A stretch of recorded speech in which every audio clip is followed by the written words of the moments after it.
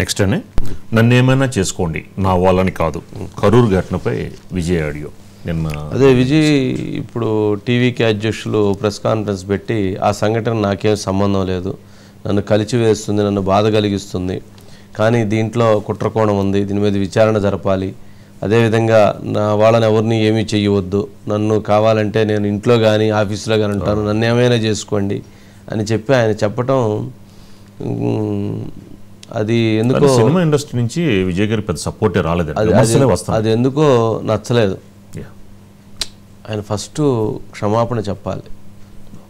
ఎందుకు చెప్పాలి అంటే క్షమాపణ, ఆయన సభకు వచ్చారు వాళ్ళు, కానీ ప్రభుత్వం వైఫల్యం అనేది అది నెక్స్ట్. నీ సభకు వచ్చారు, ఫస్ట్ క్షమాపణ చెప్పి ప్రభుత్వం జాగ్రత్తలు తీసుకొని ఉంటే ఈ సంఘటన జరిగేది కాదు అని చెప్పి ఉండాల్సింది. అది ప్రభుత్వం మీద రుద్దటం లేదా ప్రభుత్వం బాధ్యత అనేది ఒకటి పాయింట్ కరెక్టే, కానీ వీరు కూడా జాగ్రత్తలు తీసుకొని ఉండాల్సింది. వీరు కూడా ఉదయం వస్తామని చెప్పి రైతుల వరకు రాకపోవటం, ఆ టైం వరకు వాళ్ళందరూ వేచి ఉండి ఆ ఒక్కసారిగా ఆ ప్రెజర్ గురవటం, అంత భారీగా వస్తారని చెప్పినప్పుడు దానికి ఇంకో ప్లాన్ చేసుకొని ఉండాల్సింది. ఇవన్నీ కొంచెం ఇబ్బందికరమైన అంశాలే. విజయ్ గారు మాట్లాడిన బయట சிஎம் சார், உங்களுக்கு ஏதாவது இந்த பழி வாங்கணும் அப்படின்ற எண்ணம் ஏதாவது இருந்துச்சுன்னா என்ன வேணாலும் பண்ணுங்க, அவங்க மேலே கை வைக்காதீங்க. நான் ஒன்று வீட்டில் இருப்பேன், இல்லை நான் ஆஃபீஸில் இருப்பேன், என்ன வேணாலும் செய்யுங்க. நண்பர்களே, தோழர்களே, நம்மளோட அரசியல் பயணம் இன்னும் ஸ்ட்ராங்காக இன்னும் ధైర్యంతోட కంటిన్యూ ఆகும். రైట్. సురేష్ గారు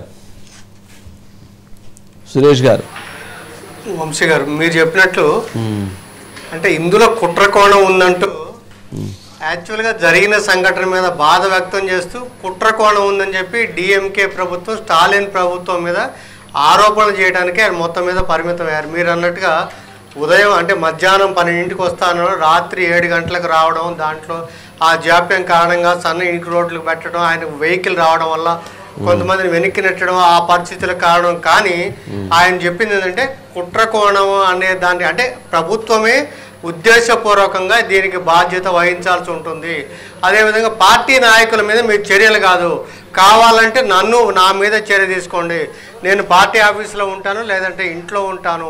ప్రజలందరిది కూడా తెలుసు, సంఘటన జరిగిన విషయాలందరికీ కూడా ఆ కరూరు ప్రజలకు తెలుసు, తర్వాత ఇతరత్ర కూడా ఏం జరిగిందనేది ప్రజలందరికీ తెలుసు. మా పార్టీ వాళ్ళ మీద చర్యలు తీసుకోవడం అనేది సరైనది కాదు, వాస్తవాలు అనేవి వెలుగులోకి వస్తాయి. ఇంతకుముందే అసలు ఆల్రెడీ మన మద్రాస్ హైకోర్టుని ఆయనకు పిటిషన్ కూడా దాఖలు చేశారు. రేపే ఎల్లుండో విచారణకు వచ్చారు. సిబిఐ విచారణ జరగాలి, లేదంటే మన డిఎంకే ప్రభుత్వం మీద మాకు విశ్వాసం లేదు అని చెప్పారు. అయితే అక్కడి అదే విషయాన్ని ఇవాళ మళ్ళీ ఆయన మెసేజ్ ద్వారా కూడా డిఎంకే ప్రభుత్వం మీద మాకు విశ్వాసం లేదు కాబట్టి ఇదంతా కూడా ఈ కారణాన్ని బాధ్యులు ఆ ప్రభుత్వమే అన్న అభిప్రాయాన్ని వ్యక్తం చేయడం ఇందులో చాలా కీలకంగా చూడాల్సిన వంశీ గారు. అదైతే బాధితులను పరామర్శిస్తాను అని చెప్పారు. ఇప్పుడు ఎన్డీఏ కూటమి ఒక 8 మంది హేమమాలిని గారి సారథ్యంలో టీం వేశారు, వాళ్ళు వెళ్ళారు, నిజ నిర్ధారణ కోసం వాళ్ళు వెళ్ళారు. ముందుగా మీరు అన్నట్టుగా ఒక బాధను వ్యక్తం చేసి తర్వాత వెళ్తే బాగుండేది, ముందే పొలిటికల్గా ఎత్తుకున్నారు ఆయన వంశీ గారు. రైట్ సురేష్ గారు, రైట్. థ్యాంక్